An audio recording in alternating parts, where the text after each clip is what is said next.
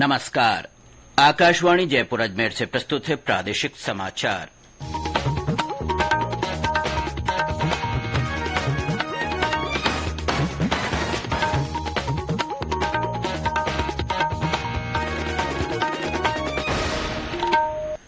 मुख्य समाचार।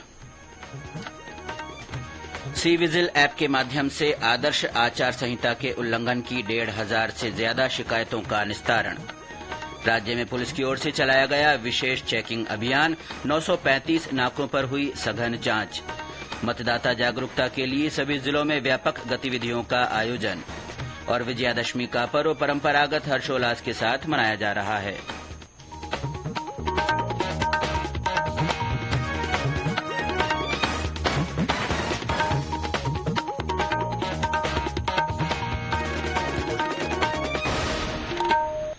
समाचारों के साथ मैं अब्दुल हनीफ और अब समाचार विस्तार से।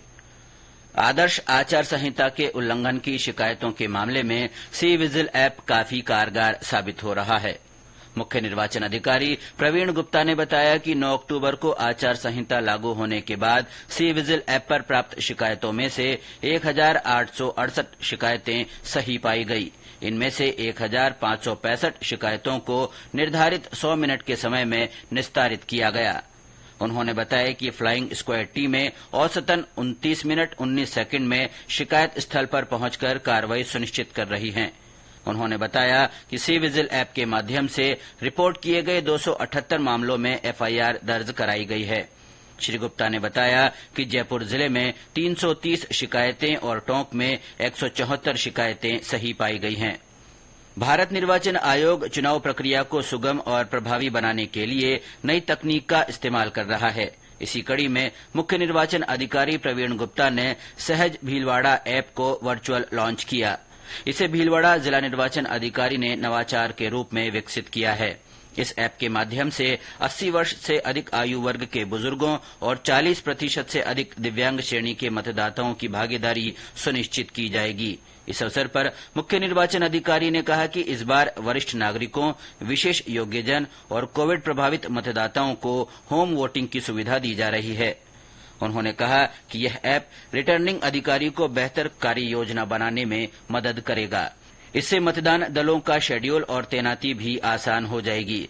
पात्र मतदाताओं को एसएमएस के माध्यम से मतदान की तारीख और समय के बारे में सूचित करने की सुविधा भी ऐप में शामिल है। इससे मतदाताओं को जानकारी रहेगी कि मतदान प्रक्रिया के लिए पोलिंग पार्टी उनके घर कब आएगी। आगामी विधानसभा चुनाव के मद्देनजर प्रदेश भर में एनफोर्समेंट एजेंसियां लगातार कड़ी कार्रवाई कर रही है।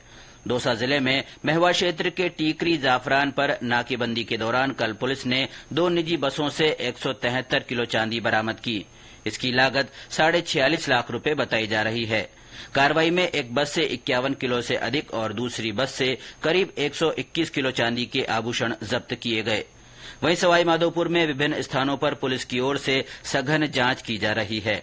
सूरवाल क्षेत्र से एक कार से पुलिस ने कल 10 लाख रुपए की राशि बरामद की। उधर कुशालीपुरा से भी एक कार में 3 लाख रुपए की अवैध राशि पकड़ी गई।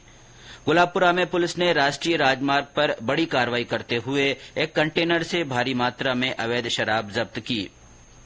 आगामी विधानसभा चुनाव में 100% मतदान और युवाओं की सक्रिय भागीदारी सुनिश्चित करने के लिए जयपुर के जिला निर्वाचन कार्यालय द्वारा जिले की सभी 19 विधानसभा क्षेत्रों में सघन मतदाता जागरूकता अभियान का आयोजन किया जा रहा है, जिसके तहत विभिन्न स्थानों पर गतिविधियों के माध्यम से मतदान की अपील की जा रही है। इसी कड़ी में जयपुर के विभिन्न कॉलेजों और मॉल में नए मतदाताओं को मतदान प्रक्रिया से रूबरू करवाया गया। जिला SVEEP coordinator Dr Snigdha Sharma ने बताया कि इस मौके पर सी विजिल और वोटर हेल्पलाइन ऐप की जानकारी दी गई। हनुमानगढ़ के टिब्बी में स्वीप गतिविधियों के तहत कल शाम को कैंडल मार्च निकाला गया। जोधपुर में मतदाता जागरूकता के लिए पशुपालन विभाग की ओर से कार्यक्रम आयोजित किया गया। इसमें मेहंदी प्रतियोगिता के माध्यम से वोट डालने का संदेश दिया गया। वहीं ओरिगेमी कलाकृतियां बनाकर मतदान की प्रेरणा दी गई। हमारे संवाददाता ने बताया कि भरतपुर के सभी विधानसभा क्षेत्रों में मतदान प्रतिशत बढ़ाने के लिए लगातार जागरूकता कार्यक्रम आयोजित किए जा रहे हैं।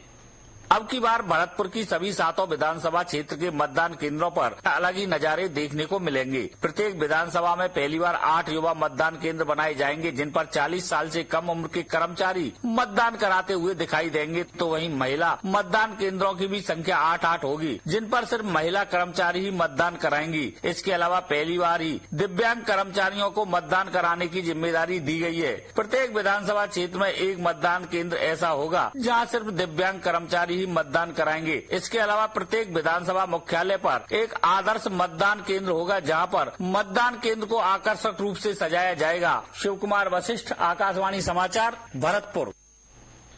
गंगापुर सिटी जिले में विधानसभा चुनाव निष्पक्ष, शांतिपूर्ण, पारदर्शी और सुव्यवस्थित तरीके से कराने के लिए जिला कलेक्टर डॉ अंजलि राजौरिया की अध्यक्षता में आम चुनाव की तैयारियों की कल समीक्षा बैठक हुई।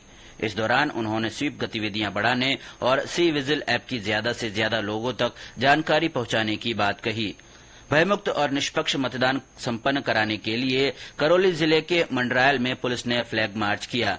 इस दौरान रानीपुरा, रोधई, नयाबाग में लोगों को निर्भीक होकर मतदान करने का संदेश दिया गया। कोटा में निर्वाचन संबंधी प्रशिक्षण में अनुपस्थित रहने पर 6 कार्मिकों को निलंबित किया गया है। उधर सवाईमाधोपुर जिले में पीठासीन और मतदान अधिकारियों के प्रशिक्षण कार्यक्रम में अनुपस्थित रहने वाले 26 कार्मिकों को कारण बताओ नोटिस जारी किए गए हैं। ये समाचार आकाशवाणी जयपुर अजमेर से प्रसारित किए जा रहे हैं। समाचारों में आपका एक बार फिर से स्वागत है। राज्य में पुलिस की ओर से कल विशेष चेकिंग अभियान चलाया गया। इस दौरान 935 नाकों पर पुलिस ने सख्त चेकिंग की। अभियान में करीब 1,05,000 दुपहिया और चौपहिया वाहनों की जांच की गई। पुलिस महानिदेशक कानून और व्यवस्था राजीव शर्मा ने बताया कि त्योहारों के समय आमजन की सुरक्षा और अपराधियों के खिलाफ सख्त कार्रवाई करने के लिए ए श्रेणी की नाकेबंदी कराई गई।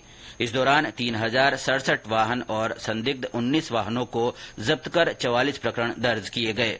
इस कार्रवाई में 532 व्यक्तियों को गिरफ्तार भी किया गया। देश भर में आज विजयादशमी का पर्व हर्षोल्लास के साथ मनाया जा रहा है।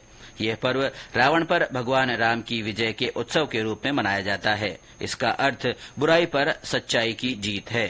राष्ट्रपति द्रौपदी मुर्मू ने इस अवसर पर लोगों को शुभकामनाएं दी हैं। अपने संदेश में राष्ट्रपति ने कहा कि दशहरा बुराई के प्रतीक, अहंकार और नकारात्मकता से छुटकारे और एकता तथा सभी के प्रति प्रेम भाव से मिलजुल कर रहने की शिक्षा देता है। उन्होंने कहा कि देश के पूर्वी और दक्षिणी राज्यों में दशहरे का त्योहार महिषासुर राक्षस पर देवी दुर्गा की विजय, जबकि उत्तरी और पूर्वी राज्यों में इसे रावण पर भगवान राम की जीत के उत्सव के रूप में मनाया जाता है।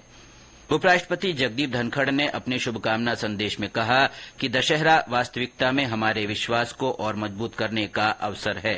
साथ ही ये सत्य, न्याय, संवेदना और साहस के मूल्यों को अपने जीवन में उतारने का भी संदेश देता है।